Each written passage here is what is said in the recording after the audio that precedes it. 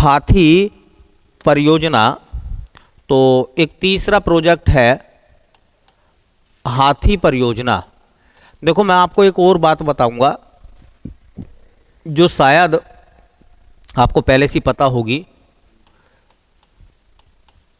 क्या होता है कि जो बड़े प्रोजेक्ट हैं, जैसे बहुत सारे बच्चों को एलिफेंट प्रोजेक्ट के बारे में पता होगा। एक मूल सवाल जो एलिफेंट प्रोजेक्ट से पूछा गया है वो यही पूछा गया है कि एलिफेंट प्रोजेक्ट जो था वो कब लॉन्च हुआ था। तो एलिफेंट प्रोजेक्ट हो या टाइगर प्रोजेक्ट हो, इनको तो हम अच्छे से जानते हैं। जैसे हंगुल प्रोजेक्ट है, गैंडा प्रोजेक्ट है, राइनो प्रोजेक्ट है ना, हाँ, डॉल्फिन प्रोजेक्ट है, ठीक है, जैसे हिम तेंदुआ प्रोजेक्ट है। ये क्या है ना, ये वो चीज़ें हैं जो शायद आपको इनके बारे में पता भी होगा तो थोड़ा बहुत ही पता होगा। तो एग्जामिनर को ये भी पता है कि आपको क्या पता है और क्या नहीं पता है, वो उसे पता है। उसे पता है कि टाइगर प्रोजेक्ट कोई भी बता देगा, एलिफेंट प्रोजेक्ट कोई भी बता देगा, तो ये उन्हें पता है कि आप बता सकते हैं। इसलिए वो क्वेश्चन कुछ अलग मिजाज में बनाता है, इसलिए हंगुल को पूछा उसने कई बार। या फिर जो रेड लिस्ट में आ चुके हैं, ठीक है, हाँ, जिनके संरक्षण की ज़्यादा आवश्यकता है, फिर उनके बारे में पूछता है। अब सवाल ये है, देखिए, जो हाथी परियोजना शुरू हुई थी, हाथी परियोजना सरकार के द्वारा शुरू की गई थी 1992 में, ठीक है। कहाँ से शुरू की गई थी? तो सिंहभूम से शुरू की गई थी। और सिंहभूम जो है वो फिलहाल झारखंड में है। झारखंड का एक जिला है सिंहभूम, और उसी सिंहभूम से भारत सरकार ने एक प्रोजेक्ट लॉन्च करा जिसका नाम था हाथी परियोजना। क्लियर होगी बात? अब सवाल ये निकलता है कि भाई हाथी परियोजना शुरू क्यों की गई होगी, इसका उद्देश्य क्या होगा? तो इसका उद्देश्य इसके नाम में छुपा हुआ है, हाथी का संरक्षण, हाथी का संरक्षण करना। अब सवाल यह भी बनता है कि भाई हाथी के संरक्षण की आवश्यकता क्यों महसूस हुई? इसका मतलब यह है कि हाथी को मारा गया होगा। बोलो, हाथी को मारा गया होगा। अब यह भी क्वेश्चन दिमाग में बैठता है हमारे कि भाई हाथी को क्यों मारा गया होगा? तो हाथी के जो दांत होते हैं बाहर की तरफ दो निकले हुए, उन्हें कहते हैं आइवरी। उस आइवरी को निकालने के लिए हाथी को मारा गया होगा।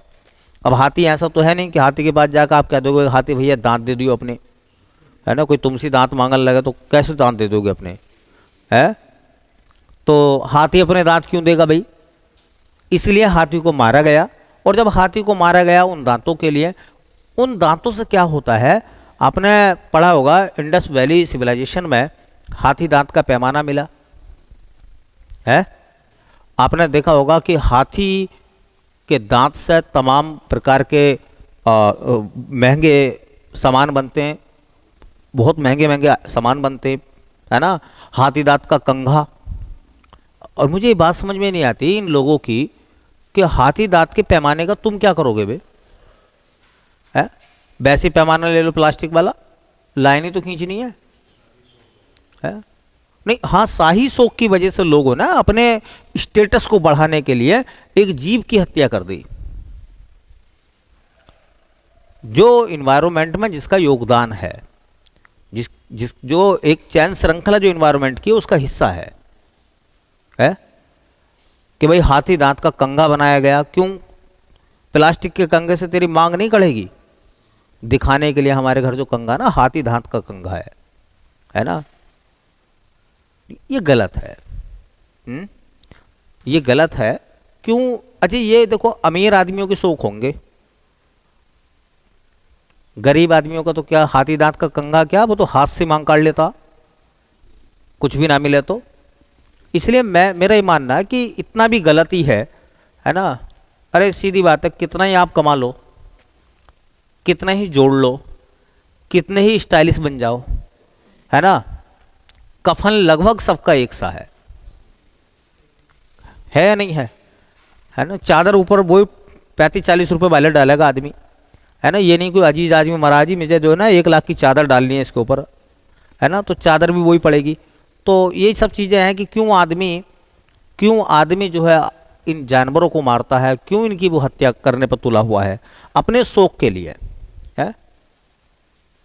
इसलिए मेरा तो ये मानना है कि किसी की हत्या जीव की ना हो, क्योंकि ये पर्यावरण का हिस्सा है, ये पर्यावरण का हिस्सा है।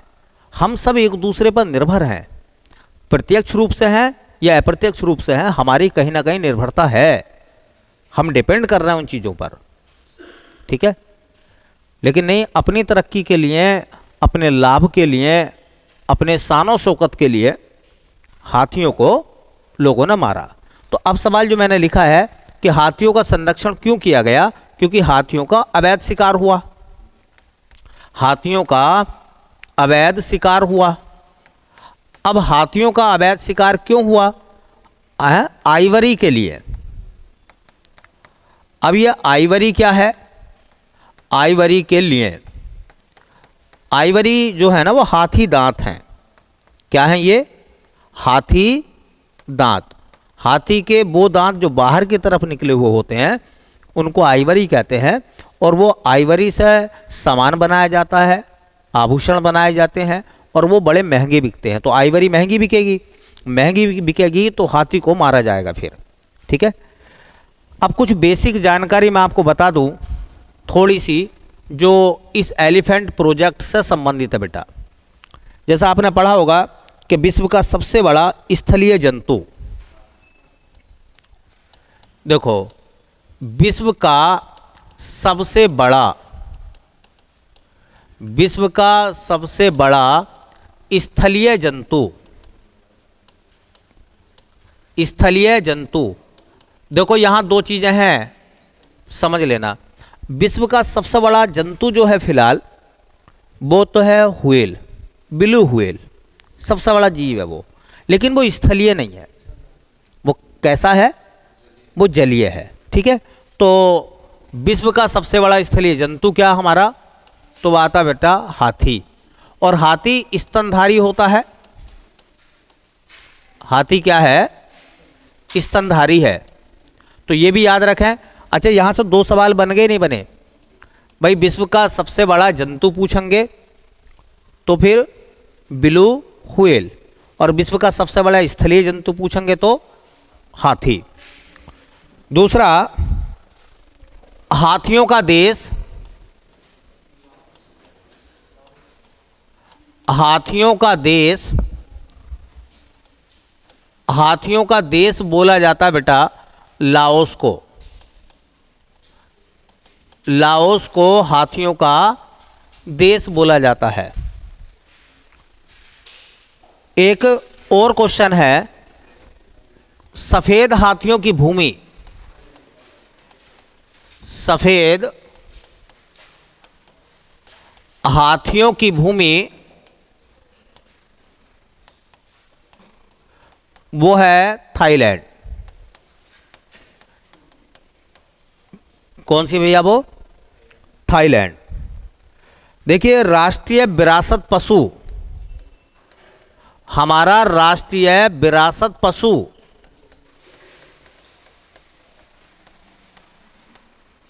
भारत का राष्ट्रीय विरासत पशु, अंग्रेजी में कहते हैं इसको, हाँ, नेशनल हेरिटेज एनिमल। कभी अंग्रेजी में नाम दे दे, नेशनल हेरिटेज एनिमल। तो राष्ट्रीय विरासत पशु क्या है हमारा? वो है हाथी। अब सवाल ये आता है कि हाथी को भारत सरकार ने राष्ट्रीय विरासत पशु कब बनाया था? तो 2010 में। कब बनाया था? 2010 में। इम्पोर्टेंट बात है, जरूर याद रख लें, चूंकि हाथियों की बात चल रही है। तो हाथी को राष्ट्रीय विरासत पशु कब घोषित किया है? 2010 में। कब करा है? 2010 में हाथी को राष्ट्रीय विरासत पशु घोषित करा है भारत सरकार ने 2010 में। एक और सवाल आता है, एग्जामिनर भी पूछता है और मैं भी आपसे मालूम करूंगा कि बताइए, आपको मैंने पढ़ाया भी है कि हाथी दिवस कब मनाते हैं? हाथी दिवस, एलिफेंट डे, याद है सबको? क्या बताया था बताओ? 12 अगस्त। 12 अगस्त को हम एलिफेंट डे मनाते हैं, हाथी दिवस मनाते हैं। एक और इंपॉर्टेंट सवाल है, भारत का प्रथम हाथी अस्पताल, भारत का प्रथम हाथी अस्पताल, भारत का पहला हाथी अस्पताल मथुरा में बनाया गया था, और मथुरा मतलब यूपी में। इस हाथी अस्पताल का मतलब क्या है? इस हाथी अस्पताल का मतलब ये है कि जो बूढ़े हाथी हो जाते हैं ना, तो उनके पैरों से नहीं चला जाता, ठीक है?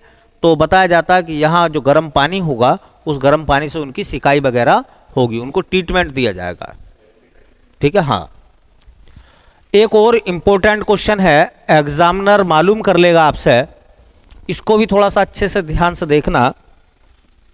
भारत का प्रथम हाथी अभयारण्य कहाँ बनाया गया था? भारत का प्रथम हाथी अभयारण्य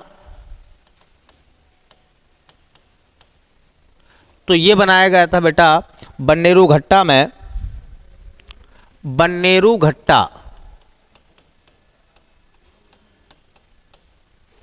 और ये बन्नेरू घट्टा जो है ना, वो कर्नाटक का है। कहाँ का है? तो बन्नेरू घट्टा वन्यजीव अभयारण्य भी है। कहाँ पड़ता वो? कर्नाटक में। एक और सवाल जो आपको याद रखना है, हाँ, ये इस टाइप के जो क्वेश्चन हैं जो उनके प्रजनन से संबंधित है, ठीक है? तो हाथियों के समूह का नेतृत्व, हाथियों का झुंड होता है ना, तो हाथियों के समूह का नेतृत्व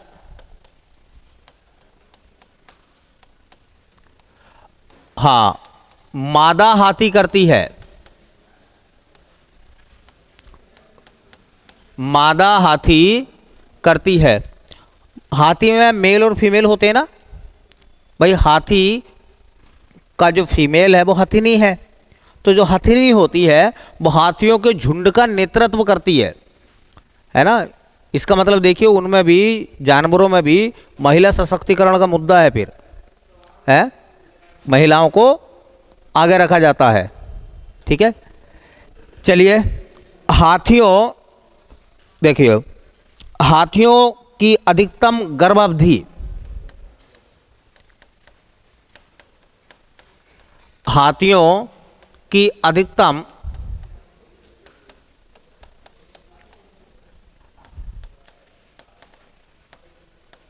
गर्भावधि मतलब एक हाथी जो है वो कितने महीनों के बाद एक बच्चे को जन्म देता है, ठीक है? तो वो होता है बेटा 22 माह। कितना? ये मैक्सिमम टाइम बताया गया इसका, 22 महीने में, हाँ 22 महीने में एक हाथी का जन्म होता है, ठीक है? तो ये मैंने कुछ इंपॉर्टेंट फैक्ट भी आपको बता दिए हैं। कम से कम ऐसे सवाल पूछ लेंगे अब आपसे कि बताओ हाथी दिवस कब मनाया जाता? भाई 12 अगस्त को। भारत का पहला हाथी अस्पताल कहाँ बना था? मथुरा में। वो पूछ लेगा कि बताओ भारत का पहला हाथी अभयारण्य कहाँ बना था? बन्नेरू घट्टा में। वो ऐसा पूछ लेगा कि बताओ हाथी प्रोजेक्ट कब लॉन्च हुआ था? वो पूछ लेगा कि हाथी के 2 दांत बाहर की तरफ निकले हुए होते हैं, उनको क्या कहते हैं हम? ठीक है, सही है। चलिए बाकी जो है कल देखते हैं बेटा। इन प्रोजेक्टों को अच्छे से तैयार कर लेना।